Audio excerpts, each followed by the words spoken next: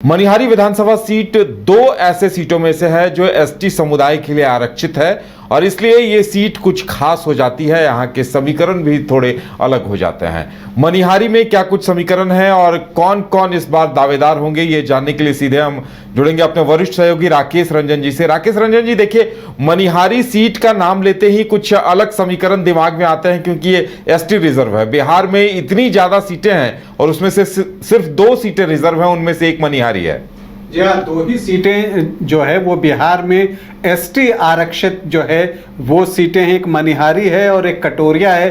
बांका में जो है ये 2 सीटें हैं। अगर आप मनिहारी की बात कीजिए तो ये बॉर्डर टाउन हुआ, जो बिहार और झारखंड के बीच का बॉर्डर टाउन है। वहाँ से साहेबगंज जो है नज़दीक है। मनिहारी साहेबगंज ब्रिज का भी निर्माण कार्य जो है वो तेज़ी पर है। और ये जो है, आप अगर ऐसे देखिए तो मिथिलांचल, सीमांचल और पूर्वोत्तर राज्यों की काशी कहा जाता है मनिहारी को। यहाँ पर गंगा नदी है और वहीं पर मनिहारी घाट है जो कि प्रसिद्ध है। इसके अलावा यहाँ पर गोगाबिल सामुदायिक पक्षी अभयारण्य और झील भी है। इसको लेकर भी यहाँ के प्रति लोगों में एक आकर्षण होता है। लेकिन जब आप राजनीतिक तौर पर इस सीट पर आते हैं तो देखिए, पहले जो मनिहारी था वो एक सामान्य सीट थी, लेकिन बाद में जब नया परिसीमन हुआ 2008-9 में तो इसको एसटी आरक्षित कर दिया गया।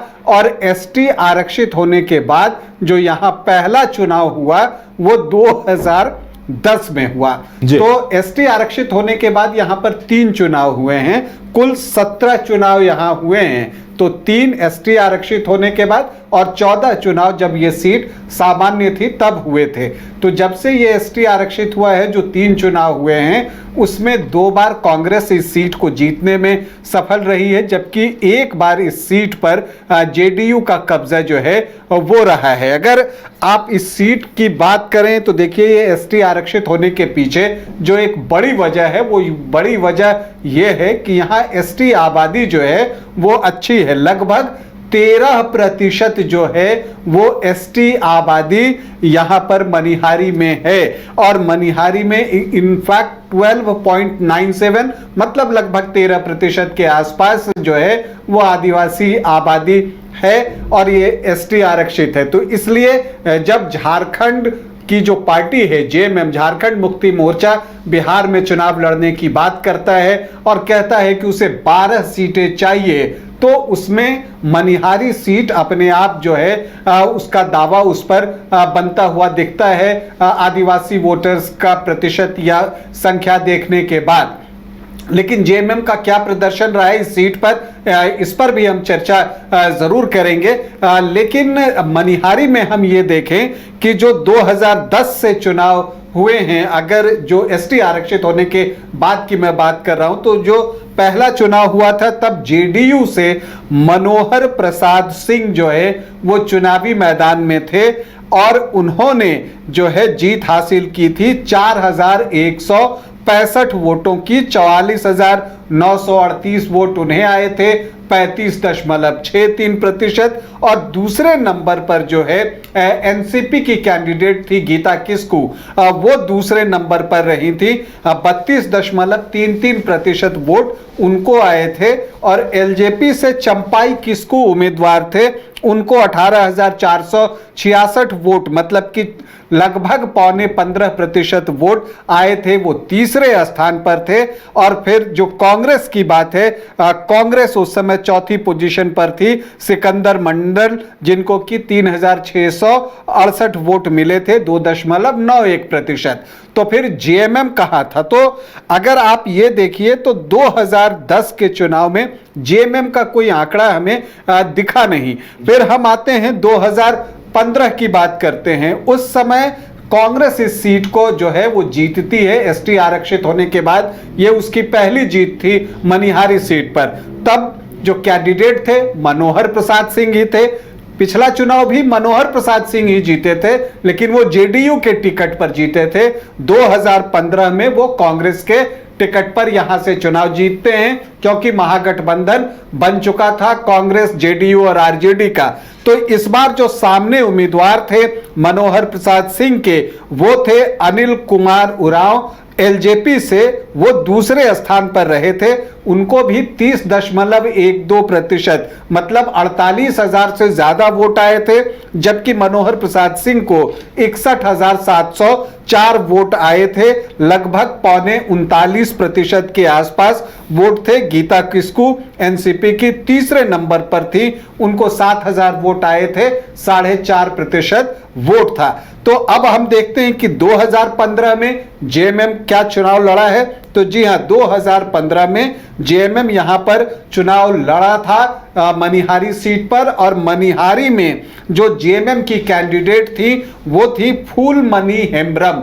और फूलमणि हेम्ब्रम को जो वोट आए 2015 में, वो आए 1,779 वोट, मतलब कि 1.12% वोट ही जेएमएम को आ सका 2015 में। और अगर आप रैंक के लिहाज से देखें तो 13वें नंबर पर जो है वो जेएमएम की कैंडिडेट जो फूलमणि हेम्ब्रम है वो रही थी। फिर 2020 का चुनाव आता है, एक बार फिर कांग्रेस के टिकट पर मनोहर प्रसाद सिंह ही चुनाव जीतते हैं, इस बार 21,209 वोटों से।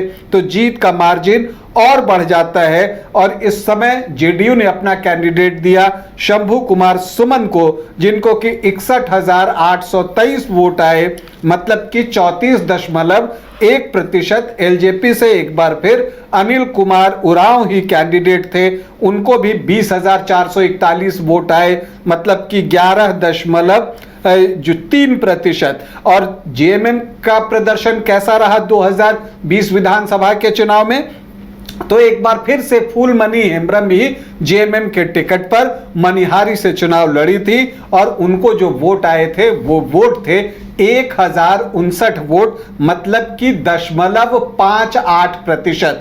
1% से भी कम वोट, आधे प्रतिशत के आसपास जो है वो वोट जेएमएम को आया, और उसका नंबर जो था वो 10th रैंक पर था जेएमएम यहां से मनिहारी से। तो इस लिहाज से अगर आप देखें तो जो एसटी वोटर्स हैं उनकी संख्या तो अच्छी है, 12.97%, 13%, लेकिन जो जेएमएम का प्रदर्शन है खास करके मनिहारी में, जबकि एकदम बॉर्डर एरिया है, साहेबगंज से बिल्कुल समीप है, लेकिन वो प्रदर्शन में जो है अब तक यहां पर नहीं दिखा। उससे पहले 2005 में भी मैंने देखा, उस वक्त जब ये सीट सामान्य थी तब भी जेएमएम के टिकट पर वीणा देवी ने यहां से चुनाव लड़ा था, और उस वक्त भी उनको 2000 से कम वोट ही आए थे, 1953 वोट, और वो 10वें स्थान पर रही थी।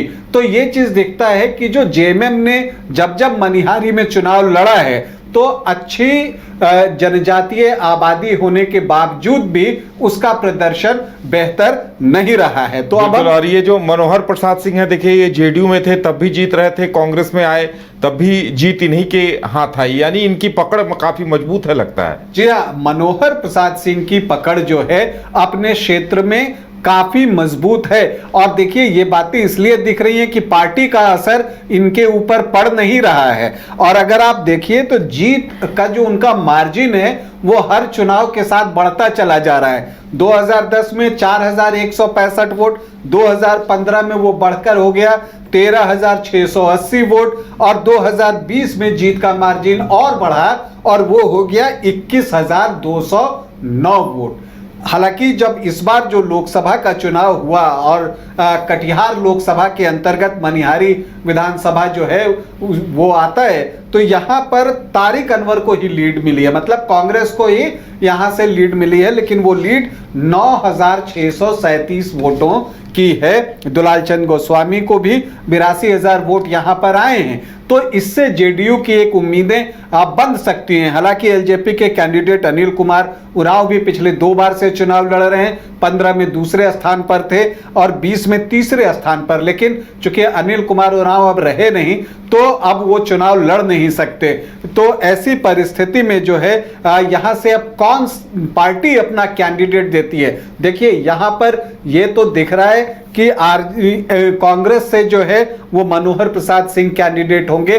अब ये देखना होगा कि एनडीए जो है वो इस सीट पर किस पार्टी को टिकट देने के लिए गठबंधन में देती है। अब यहां पर जेडीयू का दावा है, क्योंकि शंभू कुमार सुमन पिछली बार 34.1% वोट लाने और दूसरे नंबर पर रहे थे। एलजेपी कह सकता है कि इस क्षेत्र में उसकी पकड़ है। यहां पर एससी वोटर्स की संख्या भी 7.3% है। तो एक उसका भी दावा है कि हाँ चलिए मुझे भी इस सीट को लड़ने के लिए दीजिए। तो ये चीजें देखनी होंगी। और बीजेपी भी एक बात यहां पर कह सकता है कि देखिए जेडीयू ने भी कोशिश कर ली, एलजेपी ने भी कोशिश कर ली, तो अब मुझे एक अवसर दीजिए, क्योंकि इस सीट पर जो मुस्लिम वोटर्स हैं उदय जी, उनकी संख्या जो है बहुत अच्छी है। लगभग 39% जो है 39% जो है वो मुस्लिम वोटर्स इस सीट पर हैं। अब इसमें आप ये भी देखिए एससी 7.3, एसटी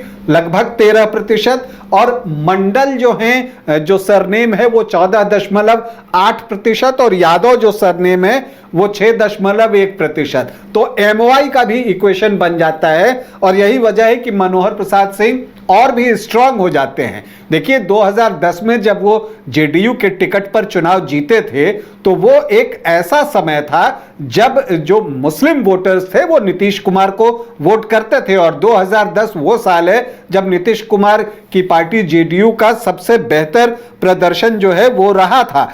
तो यहां पर ये चीज दिखती है और इसका जो है उनको अब फायदा होता है, क्योंकि अब पोलराइजेशन ज्यादा जबरदस्त तरीके से होता है और एमवाई जो है वो पूरी तरह से यहां पर मनोहर प्रसाद सिंह के पास जा रहा है। तो ऐसे में अगर यहां बीजेपी से कैंडिडेट होते हैं तो एक काउंटर पोलराइजेशन की संभावना जो है वो बनती है। हालांकि ये अभी भी फेवरेबल जो समीकरण है वो कांग्रेस की तरफ ही इशारा करते हैं, लेकिन अगर यहां पर एनडीए बेहतर स्ट्रैटेजी के साथ चुनावी मैदान में उतरता है और जो सही उम्मीदवार का चयन करता है तो मनिहारी में जो संघर्ष होगा वो एक क्लोज फाइट यहां पर देखने को मिल सकती है, क्योंकि लोकसभा में मार्जिन 9000 वोटों का ही रह गया है, 9637 वोटों का।